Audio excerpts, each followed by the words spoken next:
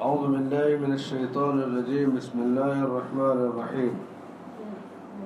وإن طائفتان من المؤمنين اقتتلوا فأصلحوا بينهما فإن بغت إحداهما على الأخرى فقاتلوا التي تبغي حتى تفيء إلى أمر الله فإن فاءت فأصلحوا بينهما بالعدل وأقسطوا إن الله يحب المقسطين.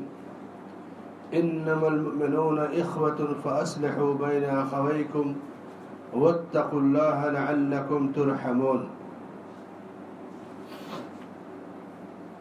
اور اگر مومنوں کے دو گروہ آپس میں لڑ پڑے جھگڑ پڑے تو تم ان کے درمیان صلح کرا دیا کرو.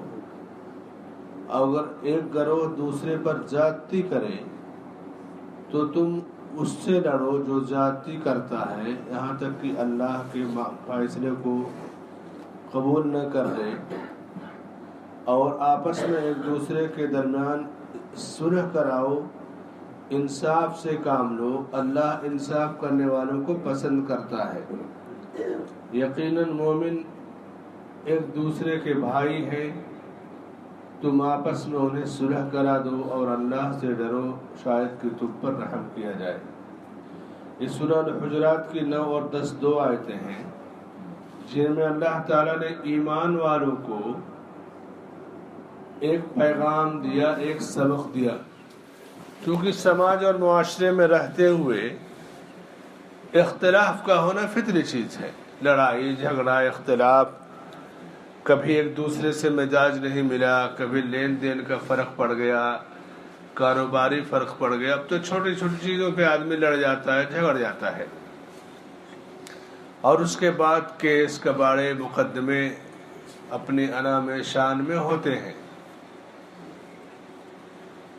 یہ عام سی چیز ہے ہمارے ملک میں کہ آدمی اللہ کے فیصلے کو تو نہیں مانتا لیکن طاقت یا پیسے کے غرور میں وہ پولیس اسٹیشن چلا جائے گا اور وہاں پیسہ خرچ کرے گا, اور دوسرا طبقہ بھی پولیس اسٹیشن چلا جائے گا.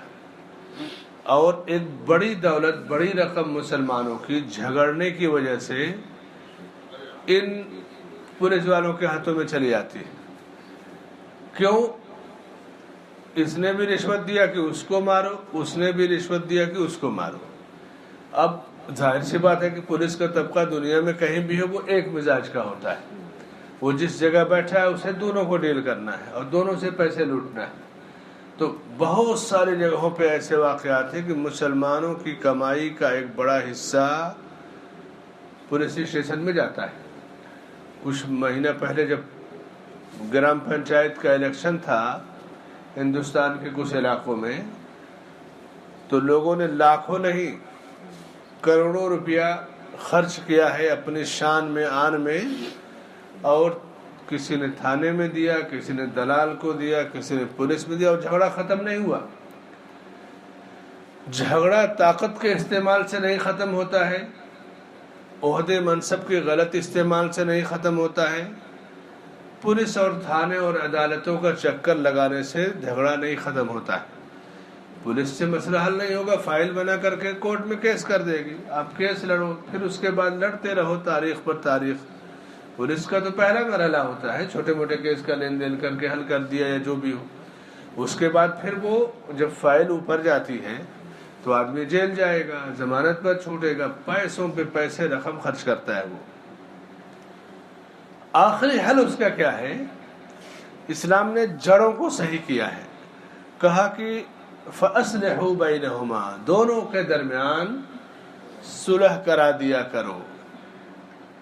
سعودیہ میں عام طور سے جب دو فریق لڑتے ہیں تو پولیس والے کوشش کریں گے کہ صلح ہو جائے.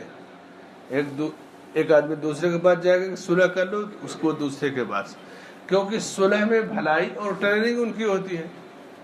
کیونکہ ہم لوگ جب سعودیہ میں تھے تو پولیس میں جب جھگڑے وگڑے کا کیس جاتا تو ترجمے کے لیے پولیس اسٹیشن سے فون آتا یا گاڑی آتی تو جاتے تھے, بیٹھتے تھے, تو دونوں فریق کا میٹر سنتے اور جو ہوتا تھا پھر وہ نہیں حل ہونے والا ہوتا تب جا کر وہ فائل بنتی تھی، لکھتے تھے جس کو FIR یا کیا کہتے ہیں، اور پھر عدالت میں وہ میٹر جاتا تھا. ورنہ پہلا مرحلہ کہ کسی طرح جھگڑ لو، جھگڑے کو صلح میں تبدیل کر لو.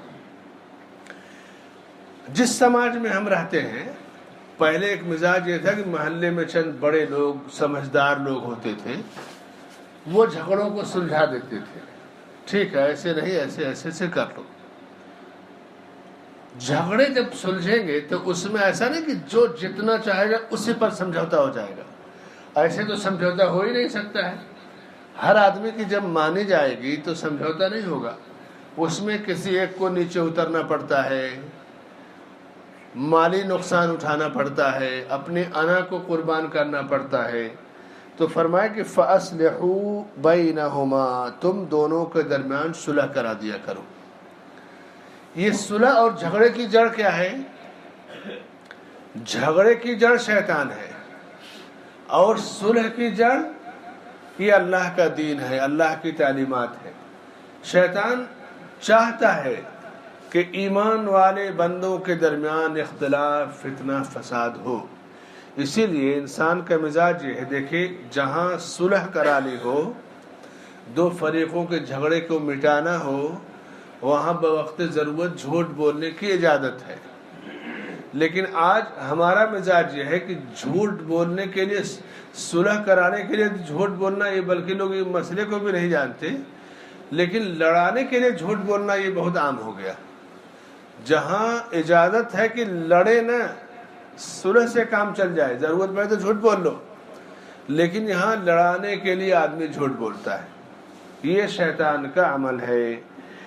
اور پھر اللہ نے یہ بھی کہا کہ اگر ایک گروہ دوسرے پر زیادتی کرو، جیسے کوئی طاقتور ہے کمزور پر زیادتی کرے، تو زیادتی کرنے والے سے لڑو، اس کی زیادتی کو روکو.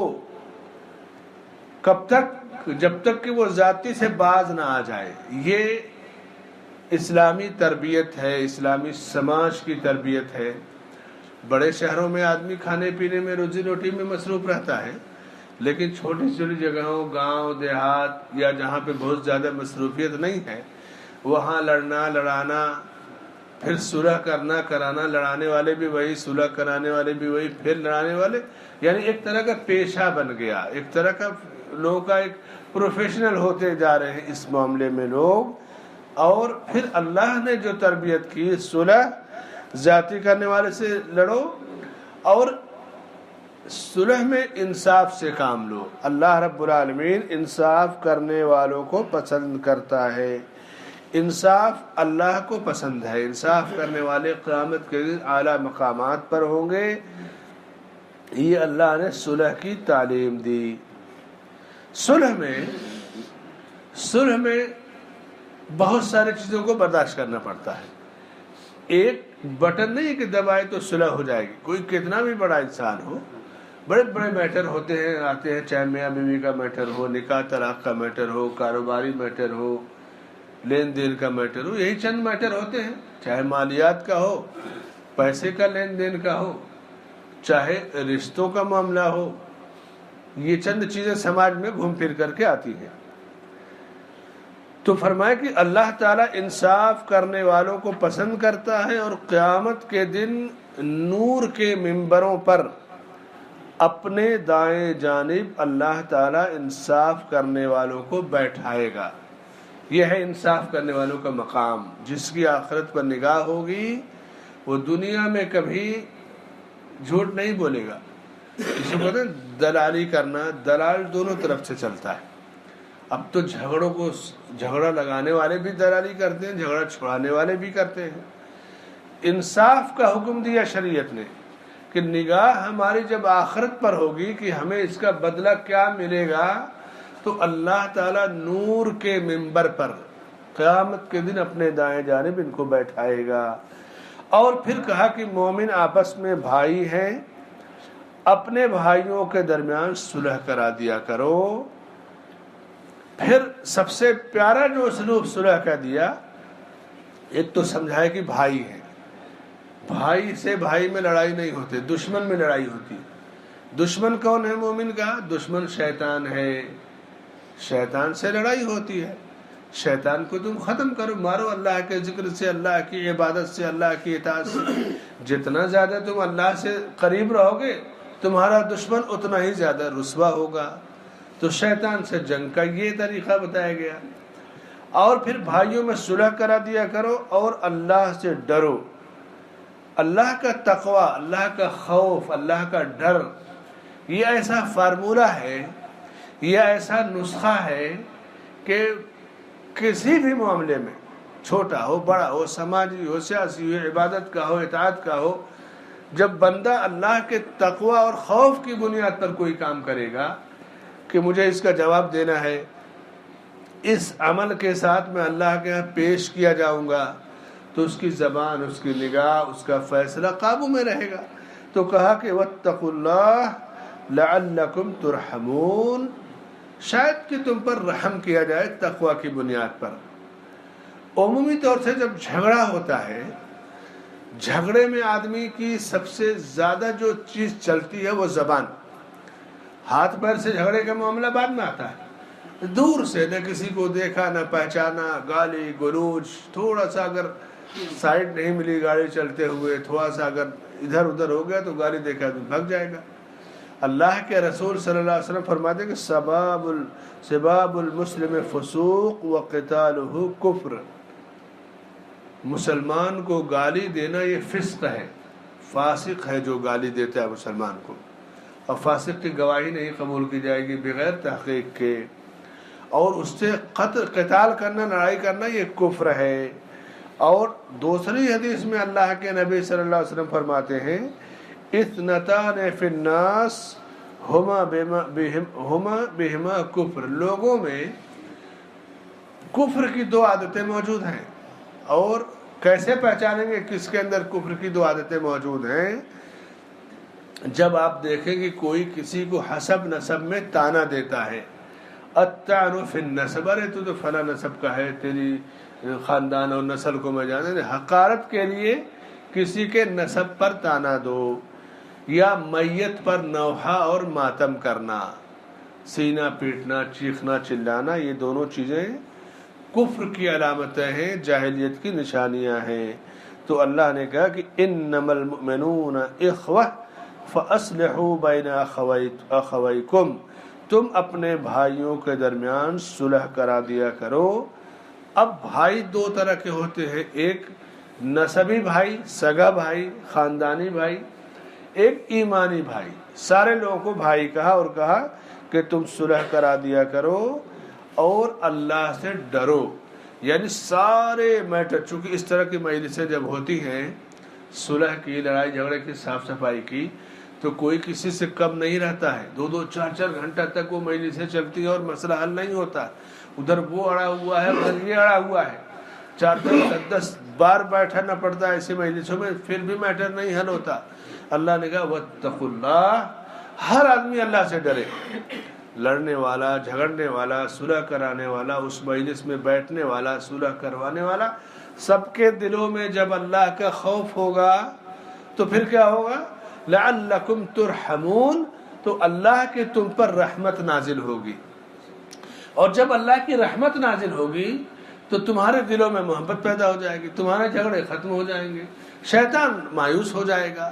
تو پیارا علاج تقوی بتائے گا کہ لعلکم ترحمون. اللہ سے دعا ہے کہ اللہ ہمیں دلوں کی صفائی عطا فرمائے، تقوی عطا فرمائے اور اپنی رحمتوں سے نوازے. آمین. وصلی اللہ علی نبینا محمد وعلی آلہ وصحبہ اجمعین.